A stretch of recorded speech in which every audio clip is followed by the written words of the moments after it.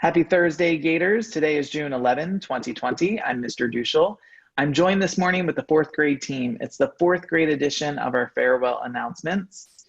The fourth grade teachers have put together some amazing slides for us. They're wonderful because they are so knowledgeable and so caring and great inquirers. So I look forward to seeing what they share with us today. Let's start off. Good morning, Ms. Parham. Good morning, Mr. Duschel. I'm in Gaithersburg right now. Morning, Ms. Ford. Hi, good morning, College Gardens. I'm over here in Frederick, Maryland, north of Montgomery County. Thank you. Mrs. Ashton. Good morning, Mr. Duschel and Gators. I am coming to you from Clarksburg, Maryland. Thank you. And last but not least, the lovely Mrs. Pierpoint.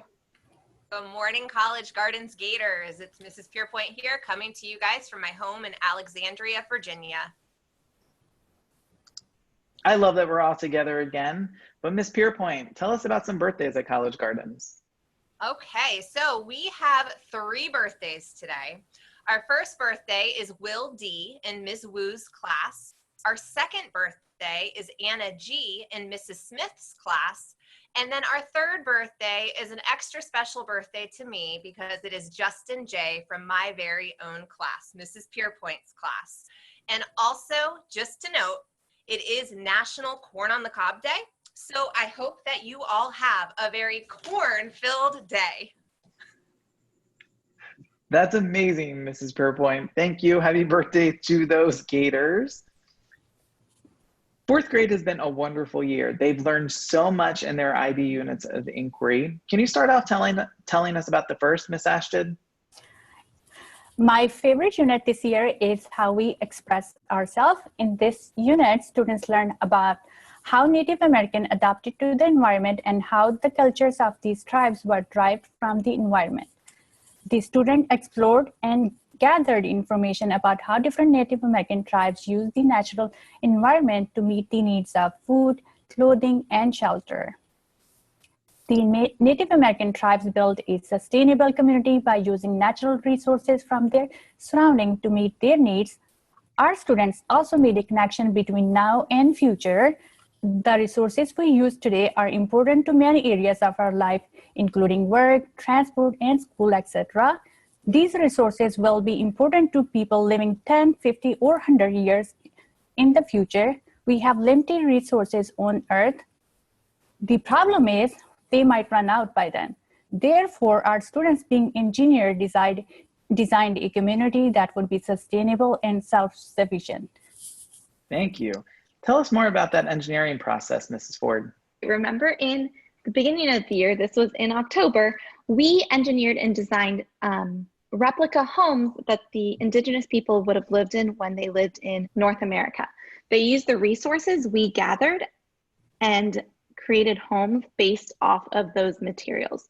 So depending on what region of the United States the native group lived in is how they built their home. So the Inuits lived in igloos. So the students had sugar cubes and actually put them all together to create a dome-like figure. Another one used paper, which was used as deer skin, to create the teepees with different sticks because they were known as nomadic, the ones who lived in teepees. So that was a little bit of what we did there. Thank you. They definitely learned a lot in that unit. What about sharing the planet, Mrs. Pierpoint? So during our Sharing the Planet unit, our central idea was that living things rely on structure. And we did a lot of learning about different structures that animals have, even looking at our government structures, financial structures, and even body structures. And one of the really cool activities that we did was actually a rotating in-school field trip. And we had 2 stations where the pictures in this station, their job was to build a structure out of straws that would be able to hold a cup of water. So they really had to, again, go back to that engineering and design process to figure out the best tools and resources to use to build that straw structure. The other activity that was part of that, even though we didn't have pictures for it, we made a model of a hand to show how the bones actually were able to get pulled by joints in order to make hands move. So it was a really neat unit where we got to learn a lot about different structures. I really appreciate all the hands-on learning. Tell us about more of those, Mrs. Parham. So the first picture here is from our Where We Are in Place and Time unit, where we were looking at explorers, but also how position of objects can impact the motion and the force of the impact. So we learned about position of people, but also position of objects, connected it to science concepts, thought a little bit about the angles of the ramps. And then we moved on to how the world works, where we integrated our knowledge of building structures and of impact and directional forces to build Rube Goldberg machines, which I think may have been the favorite activity of the students this year, where they got to design and plan and then implement and test all of their Rube Goldberg machines. How did they do with that, Miss Ford? As Beyonce say, who runs the world, girls. And in my class, a group of girls were the first to figure out how to create a Rube Goldberg machine to shut off the lights in the closet. And there's a quick little snippet of how it worked.